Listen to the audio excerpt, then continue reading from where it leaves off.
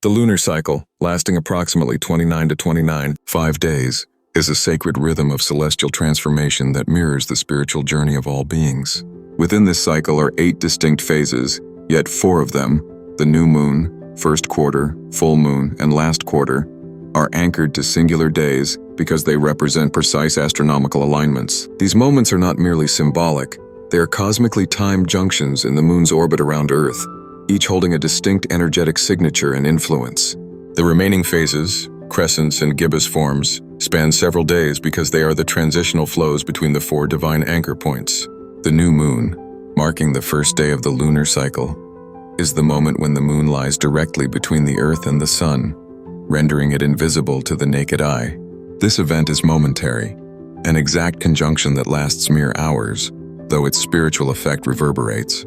Energetically, it is the 0 point, the void, the space of divine potential and the rebirth of consciousness. Just as a seed is hidden underground before it sprouts, so too is this phase the unseen beginning of manifestation, calling the soul to set intentions and align with the divine will.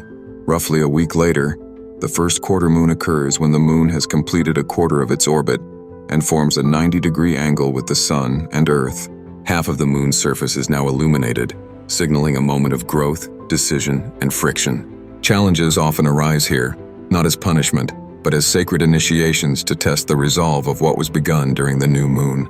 Again, this phase is brief, a single moment of balance between shadow and light, symbolizing the necessity of commitment when divine will meets earthly obstacles. On day 14, the full moon reaches its pinnacle when the Earth stands between the moon and Sun, allowing the moon's face to be fully illuminated. This phase, though awe-inspiring in its visual grandeur, is also a momentary alignment, another astronomical precision. It represents culmination, revelation, and spiritual insight. That which was hidden is now revealed. Energies and emotions are amplified. It is a time for gratitude, harvest, and divine illumination. But just as swiftly as it appears, the moon begins to wane, and the journey inward resumes. The last quarter moon, occurring on or around day 21, is the final of the 4 singular day phases. It represents another exact 90-degree angle, this time in the waning portion of the cycle. Half of the moon is again visible, but light is decreasing. This is a phase of evaluation, release, and refinement. It is the sacred mirror that asks, what will you keep and what must fall away?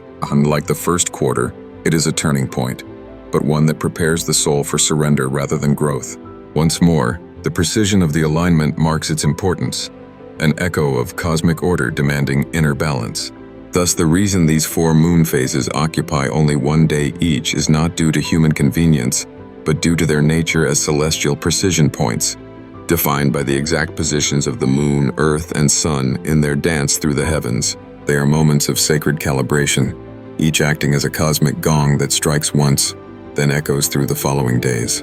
The other phases, waxing and waning crescents and gibbous moons, fill in the journey between these anchor points, embodying the flow, the transformation, and the inner movement between divine still points. Together, these phases form a complete divine cycle, mirroring birth, growth, fruition, release, and rebirth again.